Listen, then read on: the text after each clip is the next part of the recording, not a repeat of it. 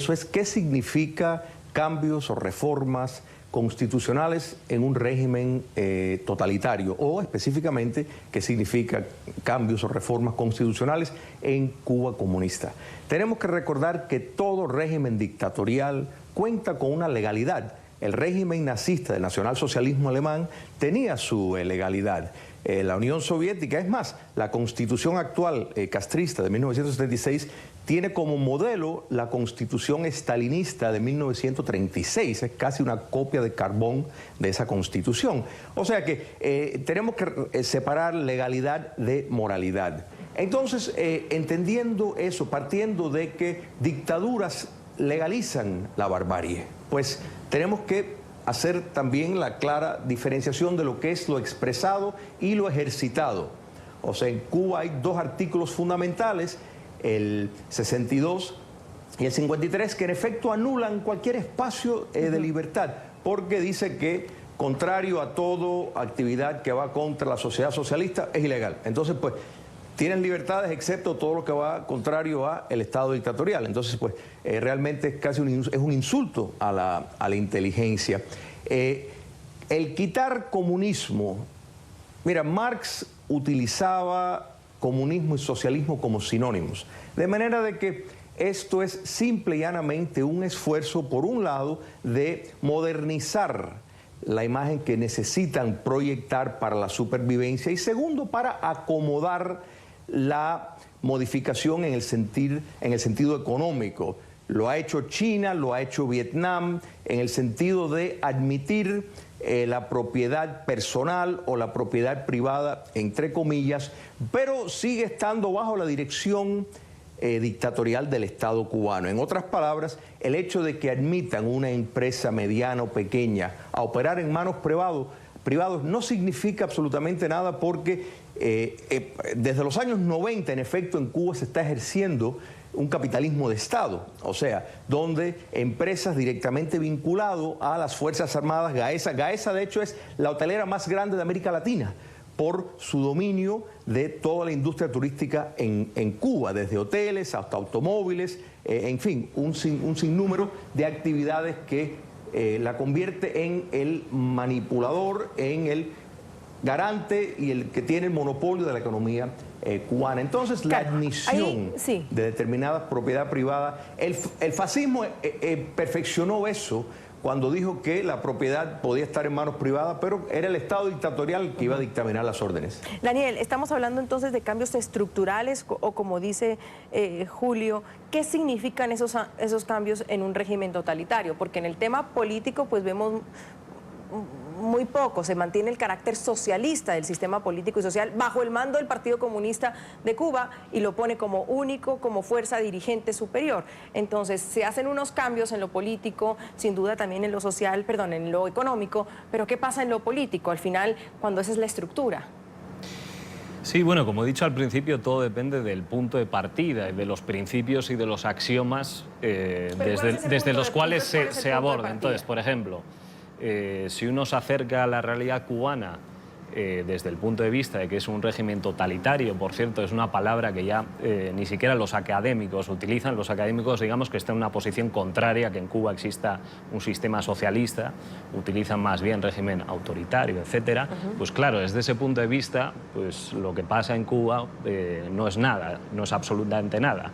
Pero creo que lo que habría que preguntar es para los cubanos y las cubanas que están viviendo en Cuba, si estas reformas realmente son importantes y pueden proporcionar algunos cambios estructurales. ¿Y desde afuera qué podemos decir, Daniel? ¿Sí lo hace? Bueno, desde mi punto de vista, dentro del marco del socialismo, es verdad que las ramas fundamentales de la economía, por ejemplo, van a seguir siendo gestionadas por el Estado.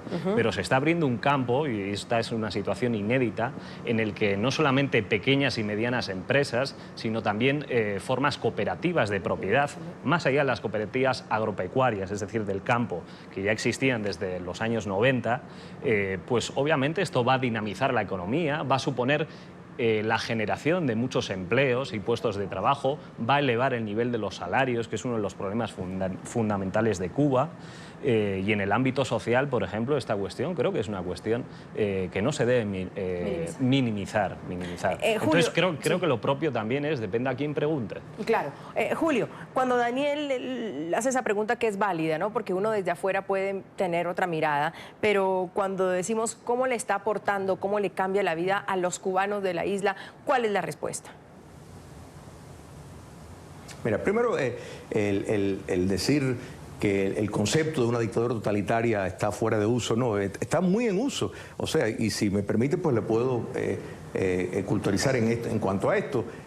La dictadura autoritaria solamente mantiene el control sobre la esfera política, no sobre lo social. Dictaduras totalitarias controlan la economía y, más importante aún, el contexto social. Así que Cuba claramente sigue siendo una dictadura, un régimen totalitario y no está en desuso, está muy en uso. Lo que pasa que, claro, es parte de lo que quisiera promover el Castro. Discúlpeme, reconocerá que es un... La reapertura de las relaciones, déjame terminar, las relaciones entre los Estados Unidos y Cuba comunista elevó las expectativas en cuanto a, y todos escuchamos la racionalización, que esto iba a empoderar la sociedad civil, cosa que en Cuba no existe una sociedad civil, que iba a mejorar el cuentapropismo, que lo iba a ampliar, y hemos visto totalmente lo contrario. El cuentapropismo se ha reducido. Quien ha crecido son las empresas militares vinculadas directamente al régimen, es más, por el ex yerno de Raúl Castro, quien es el zar de la economía cubana. No ha habido absolutamente el decir que una burocratización, el dar permisos para hacer determinados oficios personales es un sector privado, es un insulto de nuevo a la inteligencia. Lo que ha pasado es todo lo contrario. Lo que hemos visto es que los que se plegan al poder,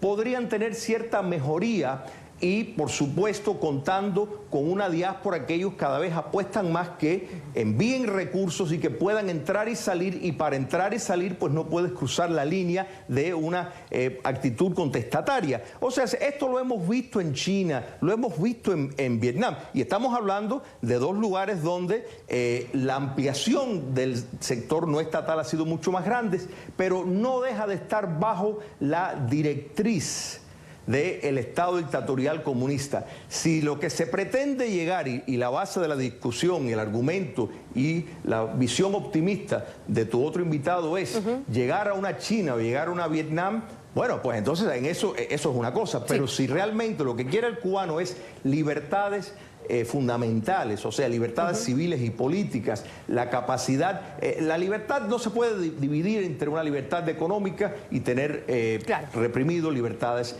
civiles. Yo creo que el cubano se ha dado cuenta a partir del desencanto de las relaciones con los Estados Unidos, que eso no ha funcionado todo lo que se le prometió. Para que se genere el debate, escuchemos a Daniel. Sí, bueno, lo primero que decir es que, bueno, usted opina que en Cuba hay una dictadura totalitaria, de acuerdo, pero hay que decir que ese es un punto de vista, una posición entre las muchas posiciones que existen, tanto dentro de la academia como de analistas políticos, dentro de Cuba y en los Estados en los propios Estados Unidos. ¿Es cuestionable? Perdón. O sea, uno hoy por hoy puede cuestionarse que no hay un régimen totalitario en Cuba. No es que, perdón, ahora por favor déjeme un segundo, Julio, intervenir. porque yo estoy preguntando una cuestión porque me llama la atención lo que dice Daniel. ¿Es cuestionable? O sea, ¿es cuestionable? Es totalmente debatible de que el hecho de que alguien piense que en Cuba existe un régimen totalitario, estoy hablando también desde el punto de vista de la academia porque estos términos son utilizados, constituye un punto de vista entre otros muchos puntos de vista. Eso lo primero hay que decir. Ese es un punto de vista, pero hay otros puntos de vista, tanto dentro de Cuba como en Estados Unidos. Luego, lo segundo que ha dicho, hay una cuestión que lo dicen los datos. Perdón, es que quiero puntualizar una cuestión. Que preguntar porque él ha hablado mucho y a mí no me están dejando hablar. Yo le pregunto porque me llama la atención. Si es debatible, entonces, ¿cuál es la otra opción? O sea, ¿es un régimen totalitario? ¿Es una dictadura? Hay muchas denominaciones. Hay muchas denominaciones. No es democracia. Bueno, es que ahí entraríamos un debate en lo que es la democracia. ¿Para usted es una democracia? Para mí es un tipo de democracia. Para mí la democracia no existe en ningún país del mundo. Existe la democracia formal pero otra cosa es la democracia sustantiva, la democracia participativa, la repartición del poder, que sería la verdadera democracia. Eso no existe ni en Cuba, ni en Estados Unidos, ni en ningún otro país. Depende la posición con la que uno entiende la democracia. Eso en primer lugar. Eso es un debate abierto, hay muchas posiciones. Sí, sin duda. Lo segundo lugar, hay un dato bastante claro. Alrededor del año 2008-2010, en Cuba había una cifra de alrededor de 150.000, 200.000 cuentapropistas, que son personas que ejercen un trabajo por cuenta propia, es decir, un trabajo fuera del Estado. Actualmente hay más de 500.000 de cuentapropistas. Decir que las reformas que se han implementado no han logrado nada, o que el Estado sigue manteniendo, o que incluso, como ha dicho la persona que está al otro lado, que incluso ha reforzado su poder sobre la economía, eso es desconocer los datos de la realidad, independientemente de la postura que se tenga o la lectura que se haga sobre esos datos. Hay una cuestión evidente, por ejemplo, perdón, quiero terminar porque voy a decir una última cosa. También hay que recordar que esta Constitución, como todas las anteriores, esta reforma constitucional en concreto, no solamente ha habido un anteproyecto de Constitución que ha sido aprobado por los diputados elegidos en elecciones por voto secreto y libre, no como en otros países, que el voto es obligatorio. En Cuba el voto no es obligatorio, sino que esta reforma constitucional se va a debatir en todo el país por todos los ciudadanos cubanos y luego se va a aprobar en un referéndum. Entonces, también la gente que cuestiona el tema de la democracia, creo que también hay que observar estas cuestiones que no son usuales en el resto de los países del mundo. Estaría bastante bien, por ejemplo, que las reformas constitucionales que haya en Colombia, en Argentina, en México, también se discutan entre la población, que puedan aportar y que luego se aprueben en referéndum. Creo que esa es una cuestión que está bien. No quiere decir que con esto la democracia cubana sea perfecta ni nada por el estilo, pero son cuestiones que, bajo mi punto de vista, normalmente no son tenidas en cuenta y que son mecanismos democráticos y que de alguna manera también evidencian que en Cuba no hay esa dictadura totalitaria como la pintan. La gente puede pronunciarse y, de hecho, normalmente la refrenda por amplia mayoría. Tengo que hacer una pausa, Julio. Yo sé que tiene muchas cosas que decir, pero le pido que se quede con sus ideas porque hay que hacer una pausa comercial. Pues según lo que hemos entendido. Y luego va a un referéndum. Esa es una muestra clara, Julio, que aquí no hay decisiones unilaterales, sino que el pueblo cubano estará inmerso en ese tipo de decisiones. Mira, primero, realmente me sorprende y no quiero, o sea, parecer que la tengo cogida con vuestro otro invitado, pero realmente demuestra un desconocimiento de la realidad cubana abismal. Y de nuevo, si realmente no tiene claro lo que es la democracia o dice que no existe la democracia en ninguna otra parte, pues imagínate qué clase de discusión se puede tener con una persona que realmente pues considera que la democracia no existe, que no ha existido, que no existe, que califica un relativismo en cuanto a lo que es una democracia, un relativismo en cuanto a lo que es una dictadura, quiere decir que no domina bien o porque no lo entiende el concepto de lo que es una dictadura totalitaria o es un gran producto del posmodernismo sustentado por el marxismo cultural que quiere promover este relativismo para precisamente neutralizar todo esquema de valores. Entonces, o sea, hay que partir desde esto. Sí, Cuba es un régimen totalitario, igual que lo que es China, igual que lo es Vietnam, porque el Estado dictatorial sigue controlando todos los aspectos de la sociedad y el entorno económico, más allá de que estén o no en determinados por ciento en manos privadas, igual que fue el nacionalsocialismo en Alemania. Y el decir que en Cuba se puede expresar, sí, te puedes expresar contra el régimen y vas preso. Que vayan a ver una protesta pública en la calle, ¿cómo termina? Donde fuerzas paraestatales van y te reprimen. Si te pronuncias contra el régimen dictatorial cubano, pierdes la posibilidad de tener una carrera universitaria, de un trabajo. Si tienes un trabajo medianamente bueno, lo pierdes. Entonces, ¿de qué estamos hablando? Y el decir que esto va a un referéndum. En un referéndum, una dictadura es una burla. O sea, bajo este concepto, pues entonces se puede validar la esclavitud, que fue amparada por un sistema legal, se puede validar el holocausto, que fue validado por un sistema legal que contó con la aprobación del pueblo alemán. Entonces, esto, o sea, si no se acepta que Cuba comunista es un régimen dictatorial, que no existen los espacios de libertad necesarios para que un referendo tenga ningún tipo de validez, pues entonces no se entiende o no se quiere entender la realidad que se vive en Cuba. Julio, pero no es una forma de abrirse y al menos darle el beneficio de la duda cuando usted dice que un régimen comunista, bueno, están diciendo no, hay que hacer cambios, no es el comunismo, vamos a un modelo socialista. El mismo secretario del Consejo de Estado ha dicho que se necesita hacer una transformación. El hecho que, como dice Daniel, lo vayan a debatir, ahora interesante sabría quiénes van a debatirlo, quiénes van a ser parte de este debate, pues todavía no lo sabemos. Y luego ir a un referéndum, está empezando a ser parte de la sociedad de un proceso político de cambio que sin duda necesita tiempo también, Julio. Para tener un debate, por ejemplo, como el que estamos teniendo hoy, tiene que haber espacio de libertad, tanto para tu otro invitado como para mí, podernos expresar y saber que tanto él como yo, como tú, pues nos podemos ir a la casa y no corremos peligro de que mañana vayamos a ser desaparecidos, vayamos a ser torturados, vayamos a encarar cargos criminales por alguna cuestión absurda, nada ligado a lo que dijimos. Eso es, primero, ¿qué debate se puede haber en un país donde si hay un pronunciamiento contestatario, pues pagas un precio? Por eso es lo más fundamental de una democracia o un debate público sobre ideas.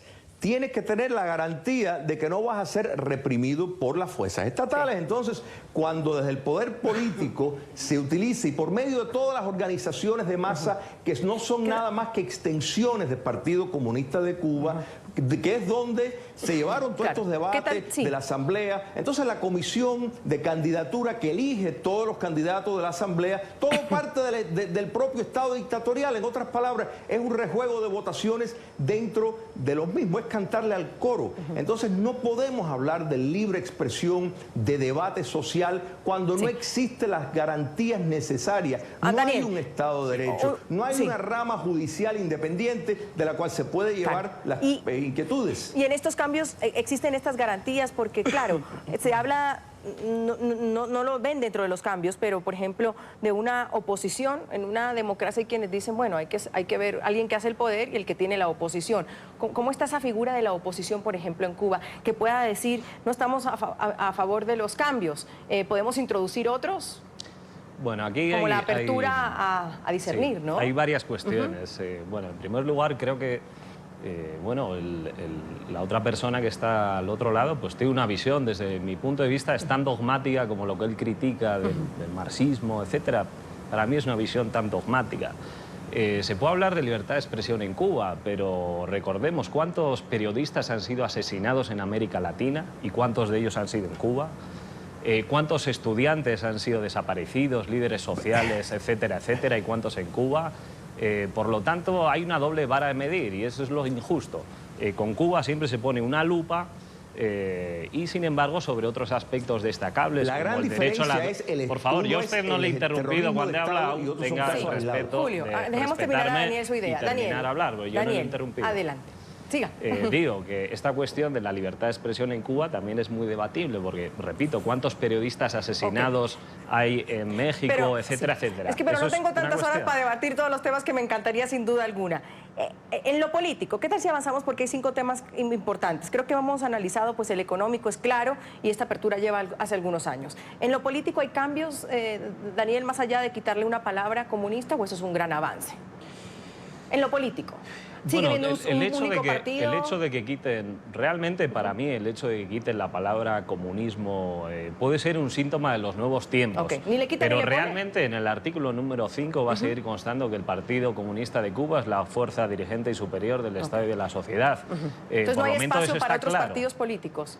Por supuesto, la Constitución no contempla que haya ningún espacio para otros partidos políticos, pero aquí también hay otra confusión que parte de un presupuesto que es falso, que es que para que haya discusión, para que haya polémica, para que haya diferentes opiniones, tiene que haber diversos partidos y que el hecho de que exista diversos partidos ya por sí significa que existe un régimen democrático.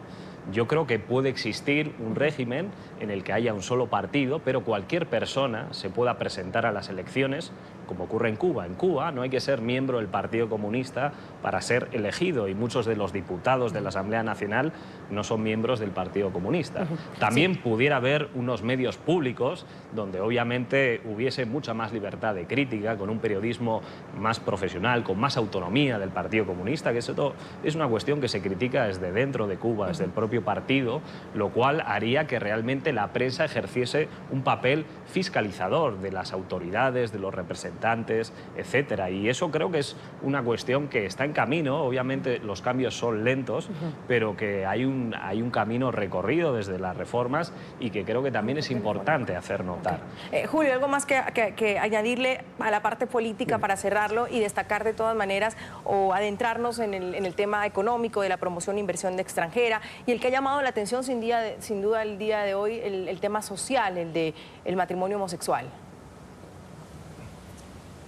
¿Cómo no? Mira, primero, el hacer la comparación de que México pues matan a periodistas. Bueno, sí, y todos estamos en contra de eso, pero no es el Estado mexicano quien los está matando. O sea, son diferentes actores, muy diferentes a lo que pasa en Cuba, que es el Estado dictatorial cubano el que lleva a cabo la represión. Hay terrorismo de Estado ejercido desde el poder político, y en un Estado policíaco, pues por supuesto que los otros actores no existen. El monopolio de la violencia la ejerce el poder político. Y segundo, el decir que cualquiera se puede postular en Cuba es dar a entender una falsa imagen, es querer vender y pretender eso, porque las comisiones de candidatura, que son parte de la estructura política de la gobernanza castrista, eligen a los candidatos. Entonces es irrelevante quién va y presenta su nombre, porque va a ser anulado, no va a llegar a ninguna parte por el proceso de purificación ideológica que tiene. Es irrelevante que digan, sí, cualquiera se puede postular, no tiene que ser miembro del Partido Comunista,